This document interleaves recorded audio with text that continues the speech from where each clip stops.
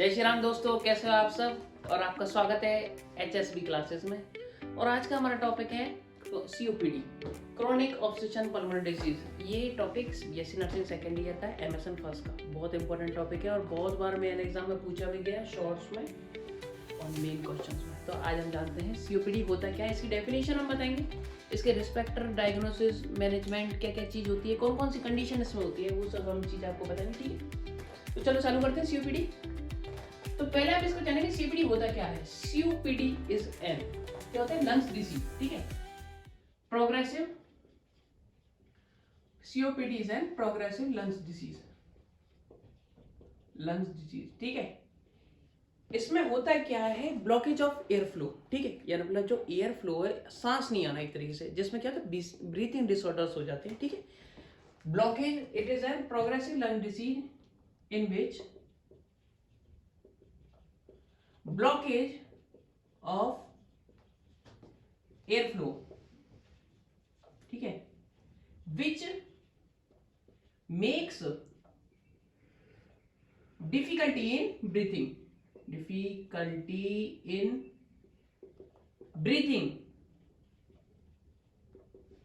difficulty in breathing। ठीक है, COPD क्या है, एक लंग्स डिसीज है या फिर लंग्स में इन्फ्लामेशन हो जाना, जिसके कारण क्या होता है, एल्वियोलाइज में, ब्रोंकस में, जिसके कारण क्या होता है, जैसे म्यूकस है ना, म्यूकस सीक्रेट करने लग जाता है कफ, कफ के जमा होने से क्या हो जाएगा, उसकी जो डेंसिटी है या फिर उसकी जो इलास्टिसिटी है वो कम हो जाएगी। इलास्टिसिटी के कारण जो उसमें एयर है वो जा नहीं पाएगी। ठीक है, एयर नहीं जा पाएगी तो उसमें क्या होता है, ब्लॉकेज हो जाएगा, ब्रीथिंग डिसऑर्डर हो जाएंगे, जैसे अस्थमा वगैरह, ब्रोंकाइटिस। ठीक है, तो ये तो इसकी डेफिनेशन जैसे हम शॉर्ट में बता सकते हैं समझने के लिए। ठीक है, आगे क्या है, इसकी जो दो कंडीशंस होती है, फर्स्ट कंडीशन का नाम है एम्फाइसीमा।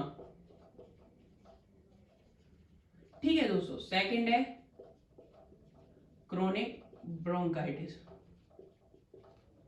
अब स्पेलिंग मिस्टेक हो सकती है, आप बता देना कमेंट में अगर कोई स्पेलिंग मिस्टेक हो तो। ठीक है, एम्फाइसीमा इसकी दो कंडीशन है, यानी मतलब एम्फाइसीमा का मतलब क्या होता है, emphysema is an enlargement of the एल्वियोलाइज, यानी मतलब जो एल्वियोलाइज है उनकी जो लेयर्स होती है, वॉल्स होती है, उसमें क्या हो जाती है, उनकी जो इलास्टिसिटी है वो खत्म हो जाती है। तो एम्फाइसीमा में क्या होता है, फर्स्ट है एम्फाइसीमा। तो एम्फाइसीमा में क्या होता है, एनलार्जमेंट ऑफ एल्वियोलाई सैक। ठीक है, और इलास्टिसिटी होती है किसकी, एल्वियोलाइज की। एल्वियोलाइज की इलास्टिसिटी हो जाती है खत्म, डैमेज है मतलब। ओके, इलास्टिसिटी डैमेज हो जाती है एम्फाइसीमा के कंडीशन। सेकंड आती है क्रोनिक ब्रोंकाइटिस। ब्रोंकाइटिस से आपको समझ में आ रहा है ब्रोंकस यानी ब्रोंकियल ट्यूब। ओके, तो सेकंड है क्रोनिक ब्रोंकाइटिस। क्रोनिक ब्रोंकाइटिस आपकी भाषा में कुछ और भी बोलते होंगे, आप कुछ और प्रोनाउंस करते होंगे, प्रोनाउंसिएशन में आ सकता है, पर क्रोनिक ब्रोंकाइटिस का क्या है, यानी मतलब क्रोनिक डिसीज है, यानी मतलब inflammation in the bronchial tube, जिसमें क्या होता है, जो म्यूकस है वो प्रोड्यूस करने लग जाती है किसको, कफ को। ठीक है, अगर कफ प्रोड्यूस होगा तो उसमें एयर नहीं जा पाएगी, एयर एंटर नहीं कर पाएगी तो ब्रीथिंग डिसऑर्डर, अस्थमा, ट्यूबरक्लोसिस, ये सब हो सकता है। ठीक है, ये होगा, वो क्या सकता है, दो इसके वो हो गए, कंडीशंस हो गई किसमें, COPD में, chronic obstruction pulmonary disease, chronic obstructive pulmonary disease. समझ में आया, इतना तो आपको समझ में आ गया, ये सिर्फ समझने के लिए। ठीक है, आप इसको जैसे मेन एग्जाम में अगर क्वेश्चन आया तो आप इसको कैसे लिख सकते हैं, खाली छोड़ने से अच्छा है ना कुछ ना कुछ उसमें लिख दे, मगर अगर इसमें आप लिखोगे तो नंबर देगा। समझने के हिसाब से बता रहा हूँ, अगर आप रट्टू बनोगे यहाँ किताब के हिसाब से आपने लिख दिया कर दिया तो उससे कुछ फर्क नहीं पड़ेगा। ठीक है, आपको याद होगा नहीं, एक दो लाइन भूल जाओगे, उधर जाके घर से रट के ले गए, उधर जाके भूल गए। अगर आप ऐसे जैसे जैसे मैं लिख रहा हूँ ना, ये ऐसे बना बना के बना, इससे क्या है, याद होती है डेफिनेशंस। ठीक है, उसमें आपने ये बता दिया COPD की डेफिनेशन क्या हो गई, उसमें उसकी कंडीशंस कौन कौन सी हो गई, इसमें रिस्क फैक्टर कौन कौन से हो गए, डायग्नोसिस कौन कौन से हो गए। ठीक है, मैनेजमेंट आप बता दोगे। ठीक है, अब इसमें हम आगे चलते हैं, एक बार आप देख लीजिए सबको। ठीक है, अब आते हैं सेकंड में, अपन आते हैं रिस्क फैक्टर्स के क्या क्या हो सकते हैं। ठीक है, डस्टर कहाँ गया, एक बार डस्टर देना।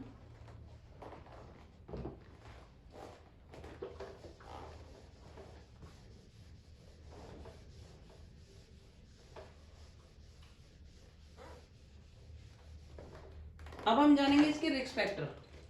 ठीक है, रिस्क फैक्टर का मतलब है किन किन कारणों, कौन कौन से फैक्टर हैं जो इसको अफेक्ट करते हैं, कौन से फैक्टर्स हैं जो इस बीमारी से अफेक्टेड होते हैं। ठीक है, उन सब चीज के बारे में जानेंगे। जैसे मान लो अब 40+ जो एजेस है उनके लिए, जैसे पोलन ग्रेन्स हो गए, डस्ट हो गए, डस्ट पार्टिकल्स हो गए। दूसरा हो गया जैसे मान लो और कोई जैसे अल्कोहल वगैरह, टबाकू, टीओ। ठीक है, अल्कोहल हो गया, टबाकू हो गया, और ये कंडीशन में है जैसे क्रोनिक ब्रोंकाइटिस, एम्फाइसीमा। और सेकंड है जैसे अस्थमा, अस्थमा पेशेंट है, अस्थमा के पेशेंट है उनको सांस लेने में दिक्कत आती है, ये सब हो गया। ठीक है, और जैसे अपन फैक्ट्रीज वगैरह में जो काम करते हैं जैसे केमिकल पार्टिकल्स हो गए, केमिकल पार्टिकल्स वगैरह, ज्यादातर मेन चीज यही है। और या फिर कोई मान लो ड्रग्स वगैरह यूज कर रहा है बहुत ज्यादा, ठीक है, जैसे मेटाबॉलिक ड्रग्स वगैरह या फिर अल्फा 1 एंटी एनर्जेटिक ड्रग्स आती है।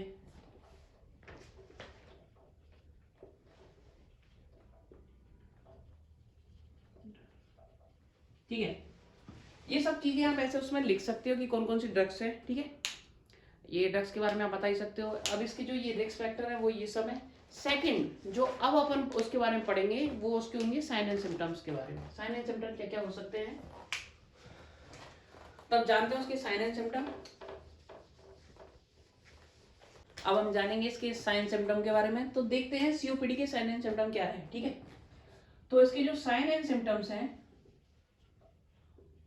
वो क्या क्या हो सकते हैं। जैसे यार मतलब अगर मान लो किसी को सीओपीडी है, क्रोनिक ऑब्स्ट्रक्शन पल्मोनरी डिसीज, तो उसके साइन एंड सिम्टम इसमें कौन कौन से सिम्टम्स दिखाई देंगे कि उसको देख के अपन डायग्नोस करके बता सकते हैं कि हाँ उसको सीओपीडी की डिसीज है, यार इन्फ्लेमेशन उसको हो चुका है, सीओपीडी। ठीक है, तो फर्स्ट जानेंगे इसकी क्या है। फर्स्ट होता है क्रॉनिक कफिंग। ठीक है, सेकंड है डिज्निया, स्नीजिंग, छींक आना बार बार में। ठीक है, और चेस्ट पेन होना। ठीक है, इरप्ट यानी मतलब इरप्शन ऑफ ब्रीथिंग या फिर ब्रीथिंग डिसऑर्डर्स वगैरह, ब्रीथिंग ब्रीथिंग डिसऑर्डर्स कोई भी हो सकते हैं, जैसे सांस लेने में दिक्कत, थोड़ा कोई भी बता सकता है। ठीक है, और फैटी। ठीक है, और क्या हो सकता है, कोल्ड यानी मतलब उसको क्या ठंड लगना। ठीक है, और आप बताइए और क्या थे, जैसे लॉस ऑफ मसल्स भी इसमें कंडीशन है, लॉस ऑफ मसल्स, और प्लूरेटिक चेस्ट पेन। चेस्ट ये कैसे होता है, जैसे मान लो आपको बहुत सांस लेने में रात में दिक्कत आ रही है सोते टाइम, और या फिर कोई और जिसकी मारे क्या है, कंपन होना, या फिर ठंड की वजह से चेस्ट पेन होना, या फिर जैसे सांस नहीं आएगी उसके कारण। ठीक है, तो प्लूरेटिक चेस्ट पेन। ठीक है, अब आती है इसमें सेकंड आती है इसमें, अब इसके साइन सिम्टम हो, साइन सिम्टम के बारे में क्या देखेंगे हम, इसके डायग्नोसिस। तो इसकी क्या क्या डायग्नोसिस यानी हम कैसे कैसे हम इसको डायग्नोसिस कर सकते हैं वो भी हम चीज देखेंगे।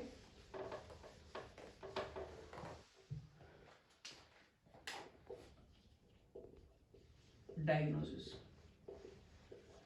तो कैसे सीओपीडी को डायग्नोसिस कर सकते हैं वो सब चीज हमें जानना है। तो सीओपीडी की डायग्नोसिस क्या है, फर्स्ट है सीटी स्कैन, जिसका एक्सरे कर सकते हैं अपन।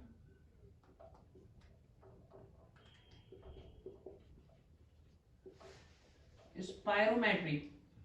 ठीक है, एलएफटी कर सकते हो आप, फंक्शन टेस्ट।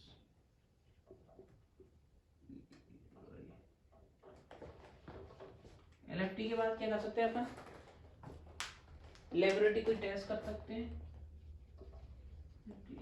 टेस्ट। ठीक है, और क्या क्या कर सकते हैं अपन, आप और बताइए और क्या कर सकते हैं, जैसे एमआरआई, और क्या हो सकता है, बस काफी इतना तो इसके बारे में जानने के लिए। मेडिकल मैनेजमेंट यानी मैनेजमेंट में भी कौन सा फर्स्ट है, मेडिकल। मेडिकल मैनेजमेंट में उसके क्या कहते हैं, जैसे ब्रोंकोडायलेटर।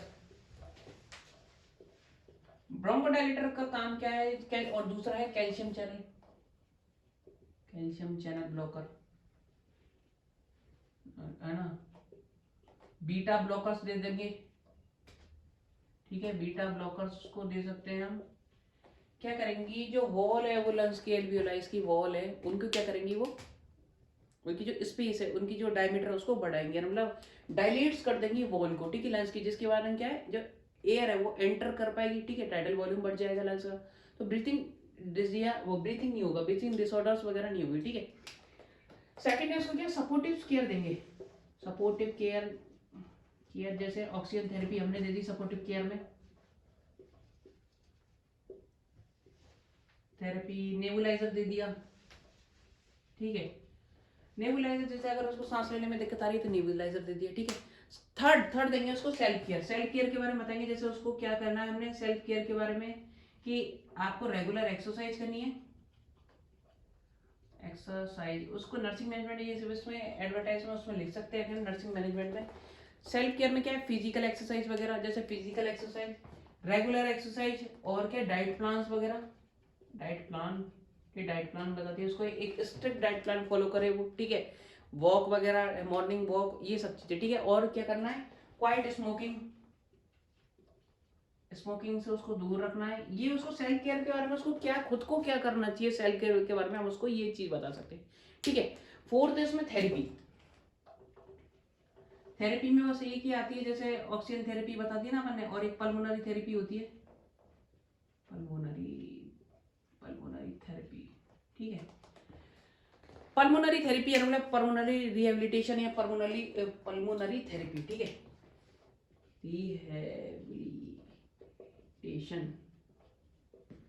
पल्मोनरी थेरेपी या फिर रिहेबिलिटेशन, ठीक है, पल्मोनरी रिहेबिलिटेशन, इसको दोनों को बोल सकते हैं, ठीक है। अब इसका हम क्या करेंगे, सेकंड इसका सर्जिकल मैनेजमेंट, ठीक है, सर्जिकल मैनेजमेंट, अब इसका सर्जिकल इधर बताऊं या फिर इधर ही,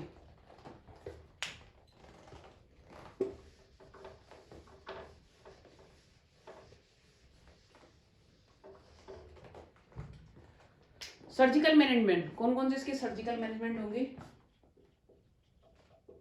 सर्जिकल मैनेजमेंट, ठीक है। तो फर्स्ट क्या कर सकते हैं अपन सर्जिकल में, लंग्स का वॉल्यूम इंक्रीज करने के लिए कौन सी वो होती है, lungs volume reductive surgery, lungs volume reduction surgery या रिडक्टिव सर्जरी, जो भी आप बोल सकते हो, ठीक है, इसको शॉर्ट में बोलते हैं लंग्स वॉल्यूम रिडक्टिव सर्जरी, ठीक है, LVRS, ठीक है, LVRS हो गया, ठीक है। सेकंड आ गया बुलेक्टोमी,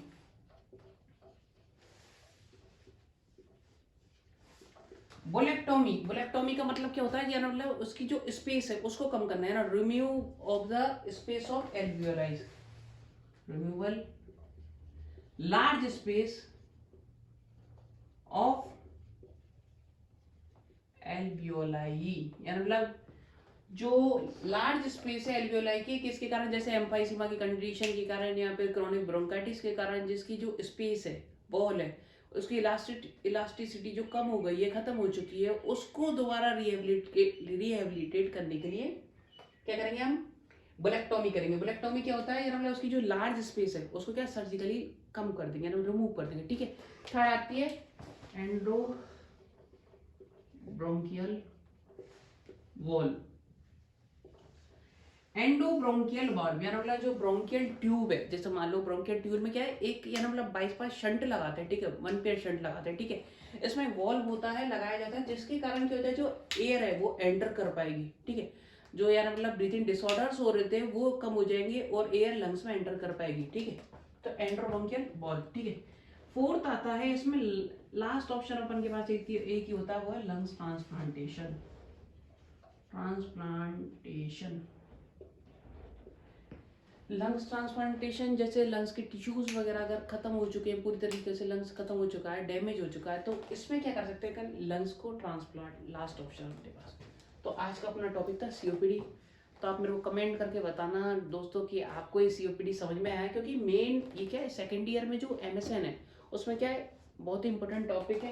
तो आप इसको समझने के पर्पज से अगर आप इस वीडियो को देखोगे और आपके बारे में आपको और भी कोई जानकारी चाहिए तो आप कमेंट करें और लाइक एंड शेयर करें, subscribe the channel. Thank you.